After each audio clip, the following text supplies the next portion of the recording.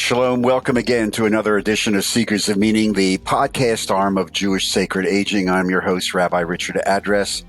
We welcome you and I thank you for joining us today.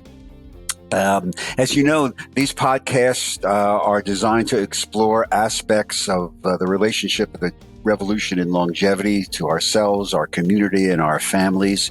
We welcome your contacts, suggestions, concerns, ideas to me, Rabbi Address at jewishsacredaging.com. We invite you to visit the Facebook page, Jewish Sacred Aging on Facebook.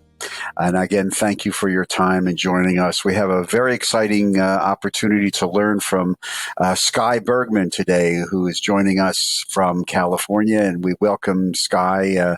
Sky is the Emeritus Professor at San Luis Obispo, Cal Poly San Luis Obispo, Emeritus Professor in Photography and Video, still teaching. And is here to really talk about this amazing film that you did called Lives Well Lived. So first of all, welcome, Sky. Good morning to you out there in California, and thank you for joining us. How you doing? I'm doing great. Thank you so much for having me. It's a pleasure to be here. We're recording this in the middle of January, and you just walked through all that weather. So everybody, you're safe and everybody's well and no problems? Yes, we're all fine. No problems at all. Good. So before we get into a discussion of the movie, let's take a look at the trailer. The trailer for the film, which is, I think, going to show everyone just how powerful this film can be. My definition of a life well lived. That's a really interesting question. I mean, I just lived my life one day at a time, and I did everything the way I thought I should do it. And I don't know what brought me this far. Only God knows. Maybe I still have something to do.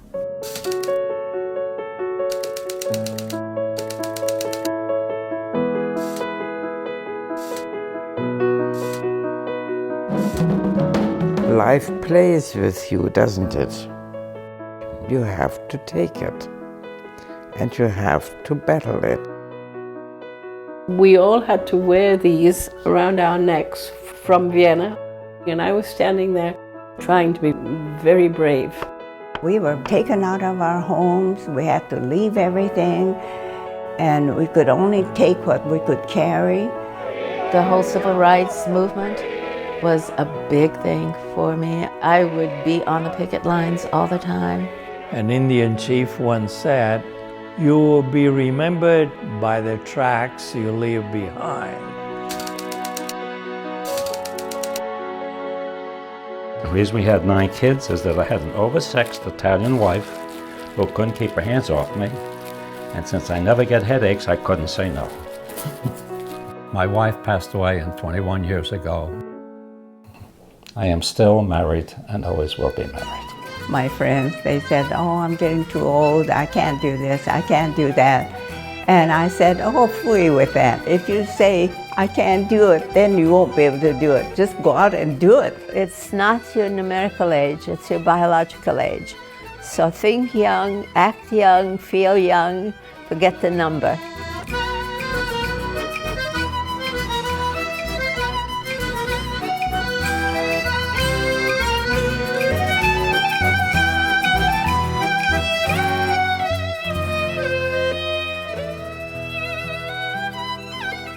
Which is your good side? I don't have a good side. They're all bad sides.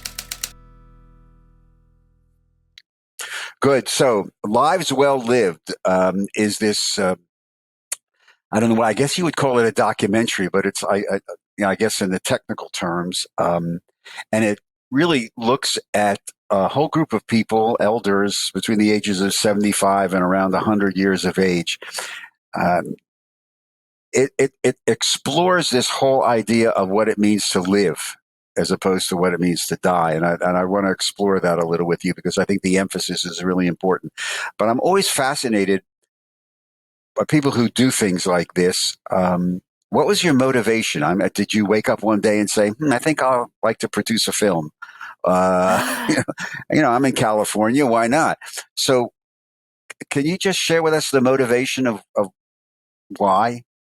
Sure. So I was very close to my grandmother, who lived to be 103. And Wow. when I was approaching 50, she was approaching 100. And at that time, I was looking for positive role models in aging and really just not finding them out there in the media. Everything was all about how to not age, anti-aging creams. The only movies that I saw about aging were really negative stereotypes about aging. And, here I had in my own household this role model who was amazing. She was still going to the gym when she was 100.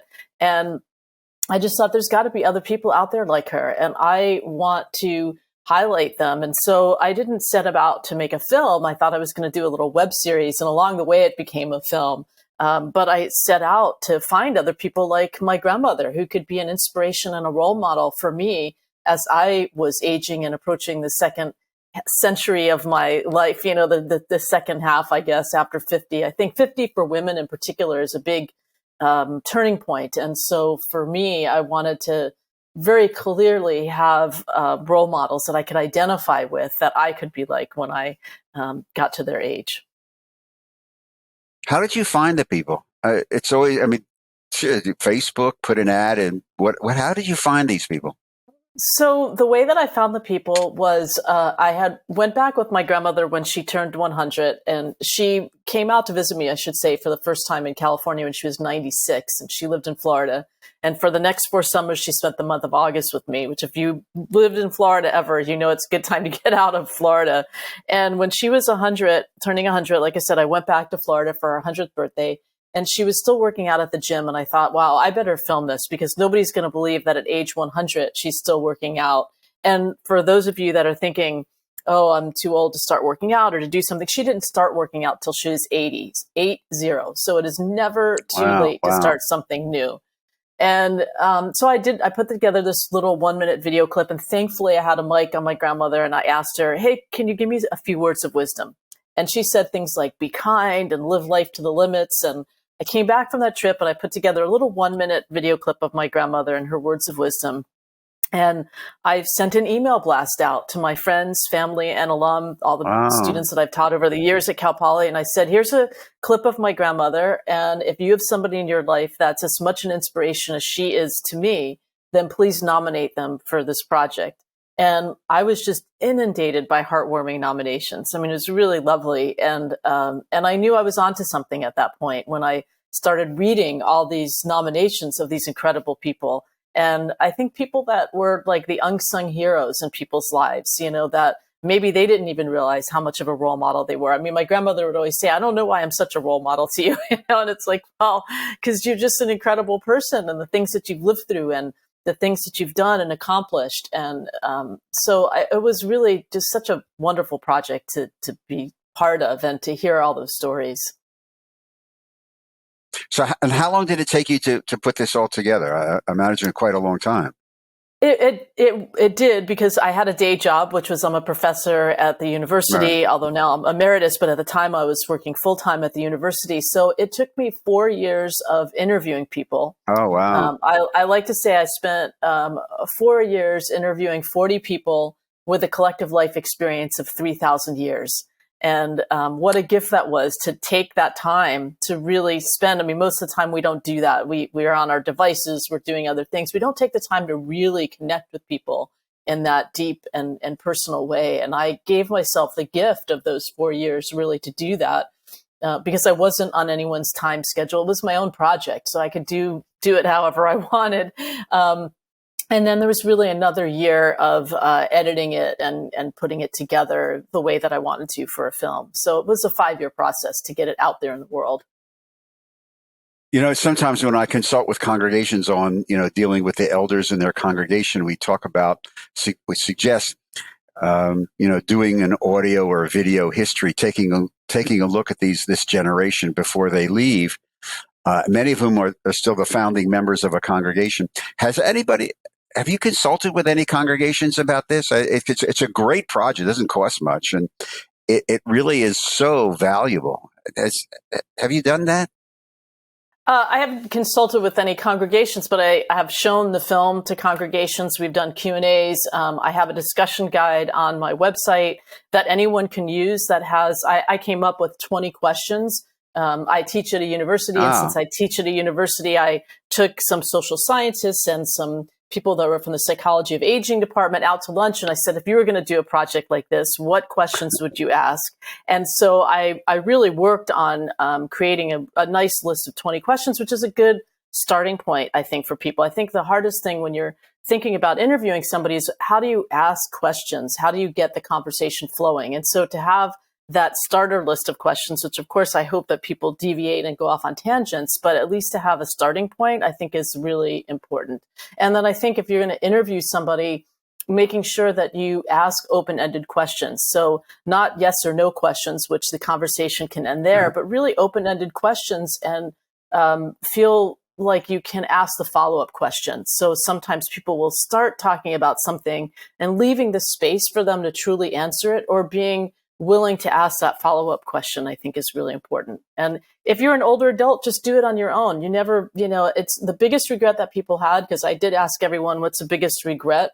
And the biggest regret was not asking a question of somebody who had passed away.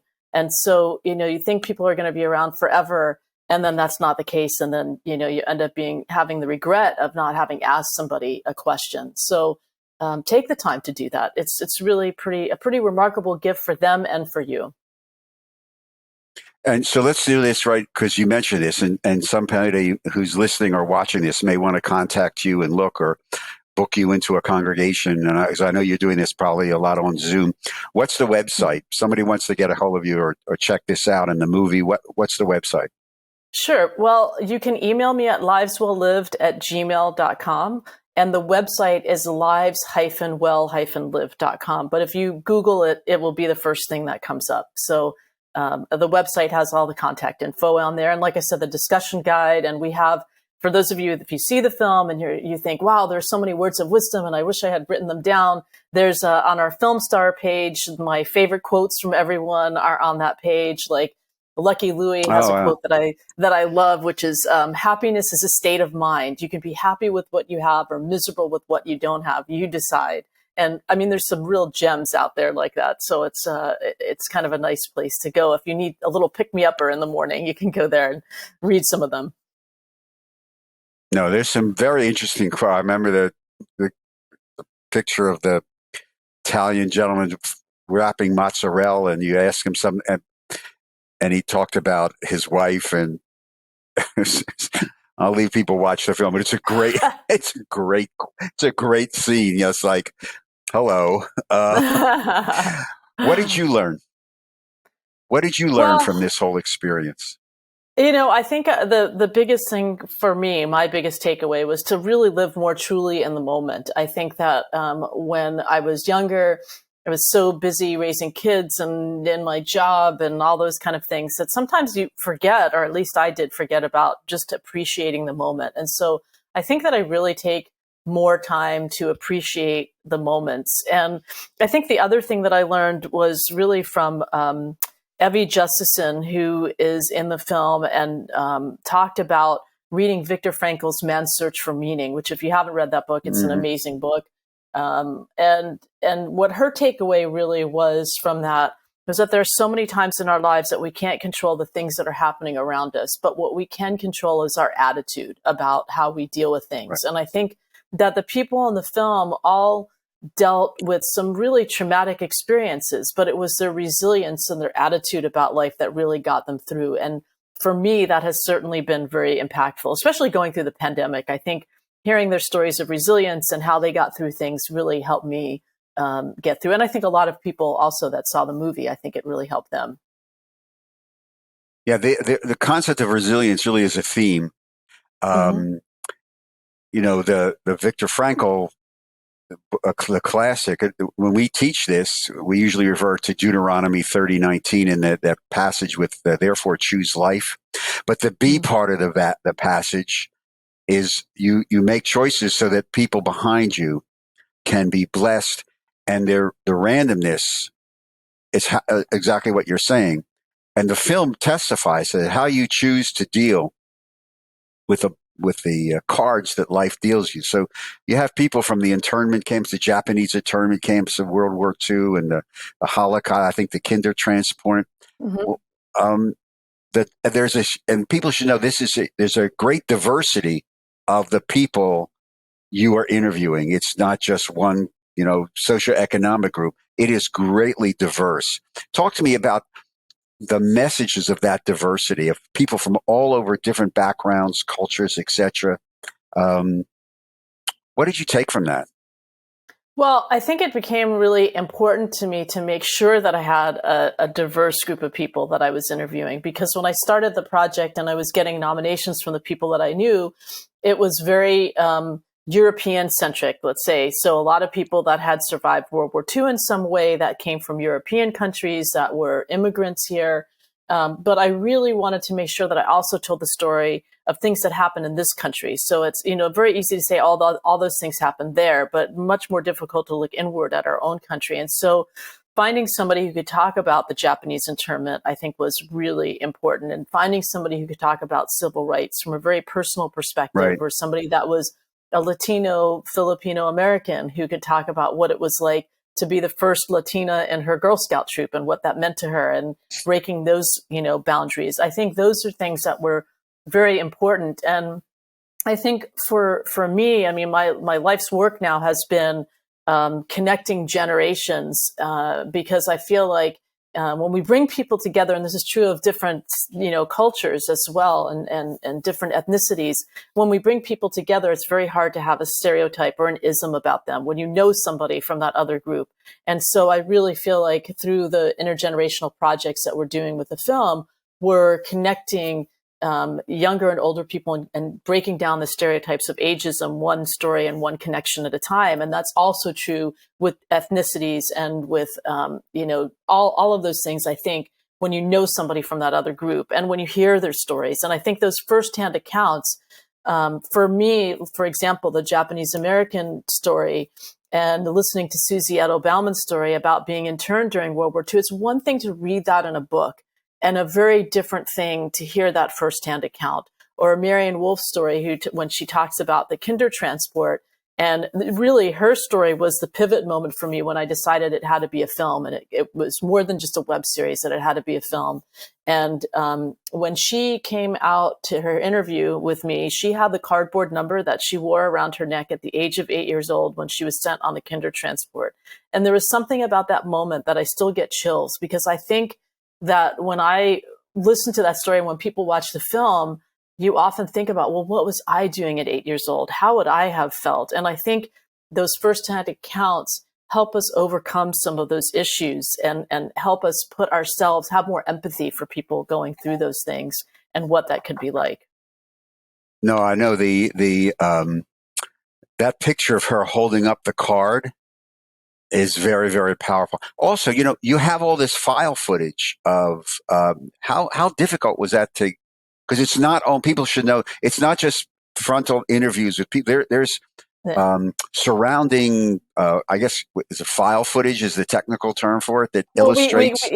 We call it B-roll footage, which means background footage. Okay. The B-roll footage was a really important part of the film. I didn't want to have just talking heads. I really wanted to have it more engaging, because I think people would turn off if it was just a talking head. So to see that footage where it really puts you in the moment was vitally important.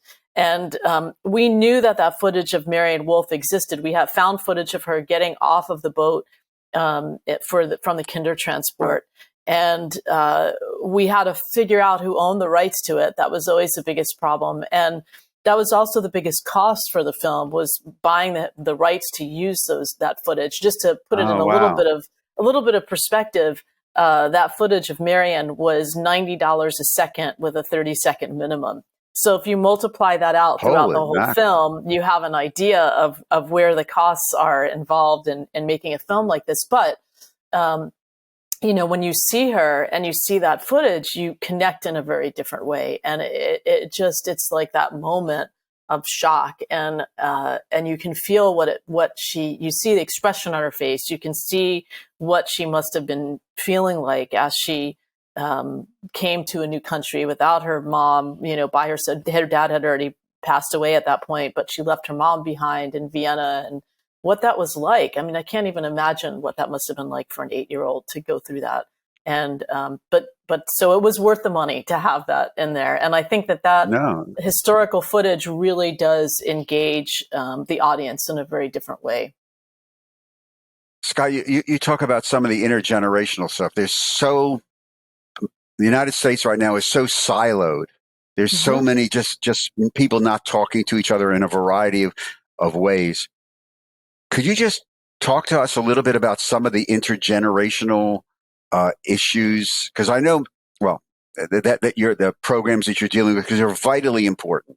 Yeah. So just yesterday, we actually launched our kickoff day for a project that we do with Senior Planet, which is part of AARP, where we show the film to older adults and to students. And then they use the questions that I formulated for the Lives Well Lived film as a starting point to interview each other. So it's a bilateral communication. And then at the end of the quarter or semester, depending on the school, they have a big wrap party where the students put together presentations about what they learned. And there's so many friendships that have developed, and really, especially during the pandemic, it was so healing to have those friendships develop, because those were the two groups that felt the loneliest and the most isolated, were older adults and students. And one of the students during his wrap party said it was the first new friend that he made during the pandemic. And I thought, how lovely is that an older adult is the first new friend that he's made. And so I really feel like, as I said before, we're combating the stereotypes of ageism, one story and one connection at a time. And ageism, I should say, goes in both directions. Older adults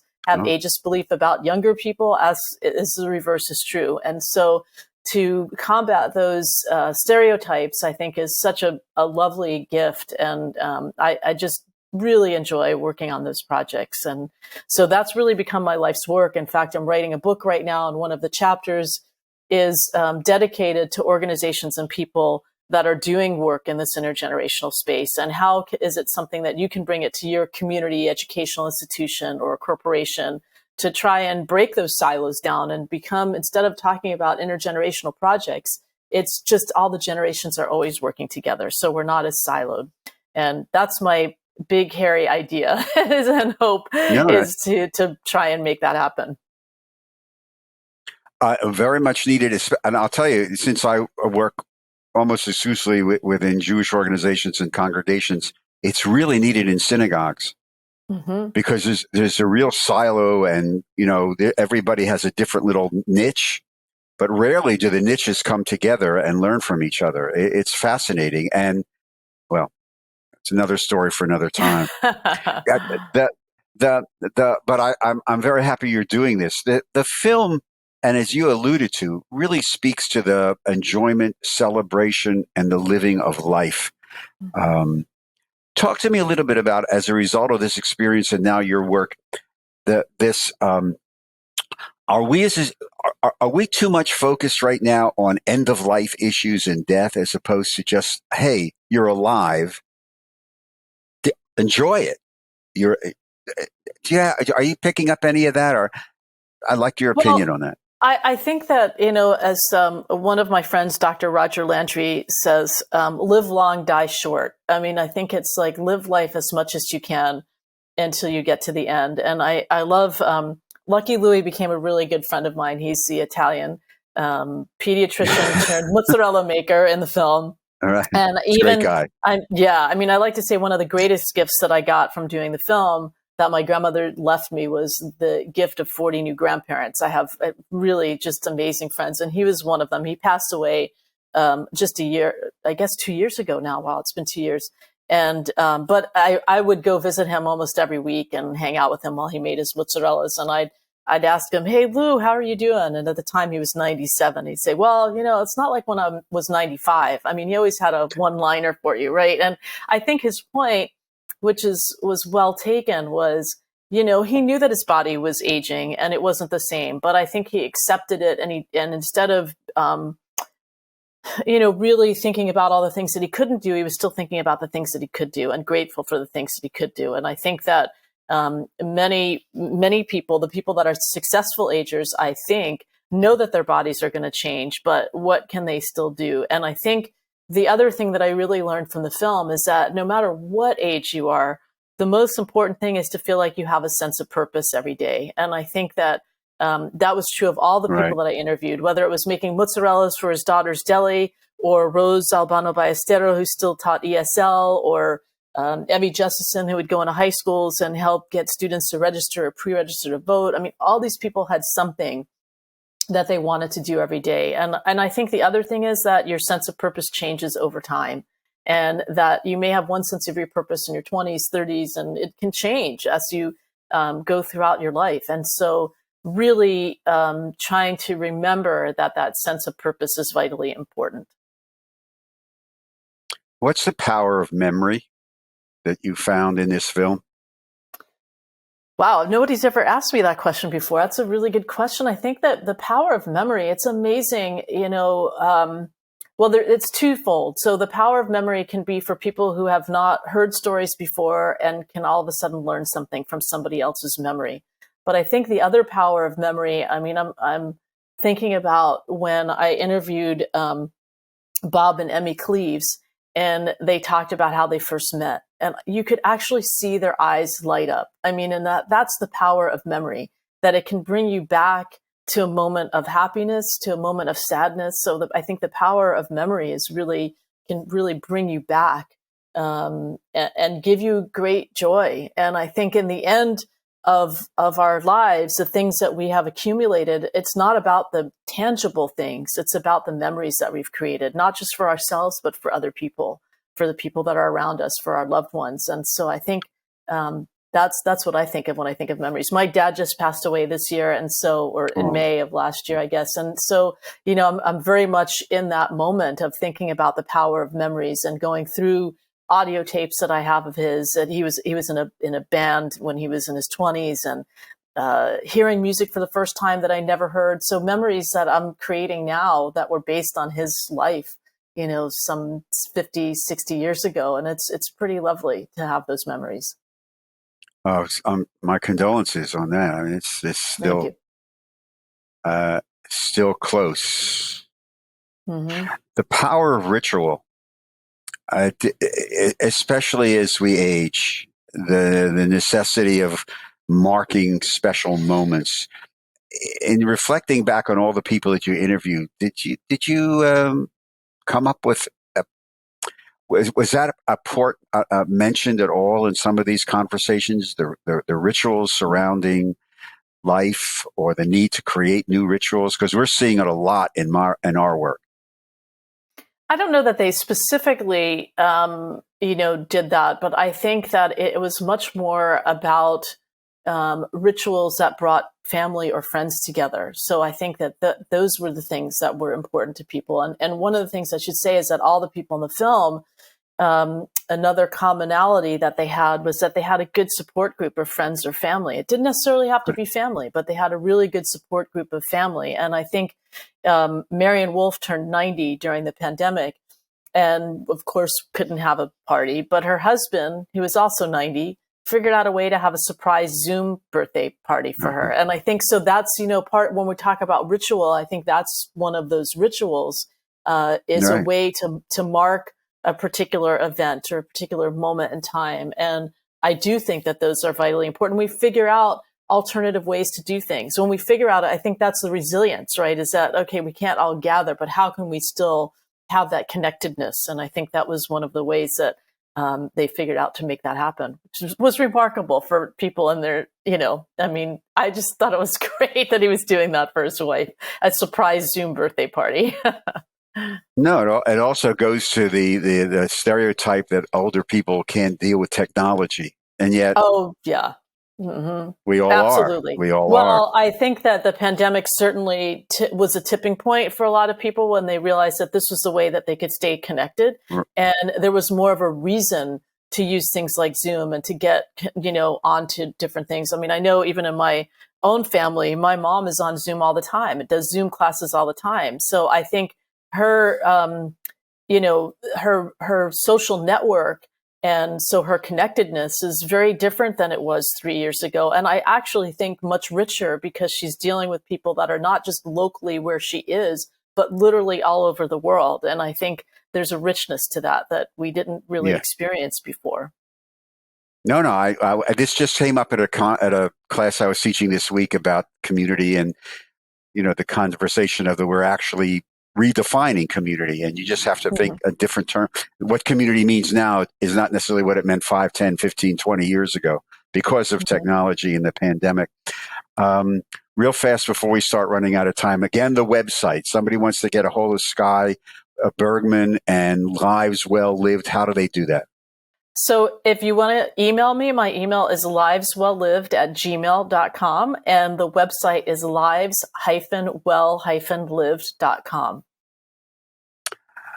In all the interviews, and you're reflecting on all these years of putting this together, and you're working in the programs post and working with places, what's the power of love? That's another question I wasn't asked by anyone. I think that, one of the things that really stood out to me when I was doing the film was when people would talk about how they met their partner, whether it was 5 years ago or 50 years ago. And like I said, with Bob and Emmy, their eyes would just light up. And I think that's the power of love. And I saw it very clearly with Lucky Louie, who still wears his wedding ring, even though his wife had passed away 22 years earlier. That power of connection, of finding your soulmate, and the things that you can overcome together. And, I feel very lucky that I have somebody like that in my life who makes it possible really for me to do the work that I'm doing because he's so supportive. And I think that's the power of love when you have a good partner, is that anything is possible. Sky Bergman, Professor Emeritus of Photography and Video at San Luis Obispo, and the creator and continuing creator of Lives Well Lived, a wonderful film. Thank you, Sky, very much for joining us. I know it's very early out there, but I appreciate it. I really, really do. Continued good luck with this. It's a magnificent film. I think you're going to change lives with what you're doing. So congratulations. To all of you, thank you again for joining us on today's edition of Secrets of Meaning, the podcast arm of Jewish Sacred Aging. If you'd like to make a tax-free donation to help support our work here at Jewish Sacred Aging and these podcasts, please go to the website, jewishsacredaging.com, and just follow the prompts on the conveniently located donate button. Again, we welcome your comments to me, Rabbi Address at jewishsacredaging.com, and also on our Facebook page. These programs are produced at the studios of Lubetkin Media Companies in Cherry Hill, New Jersey. And as usual, a shout out to our electronic guru and genius, our producer, Steve Lubetkin. Until next time, I want to thank you very, very much for giving us your time. Until the next time, please stay safe, everybody. Stay well. And most of all, just be kind to one another. We really need it. Shalom, Lehitraot.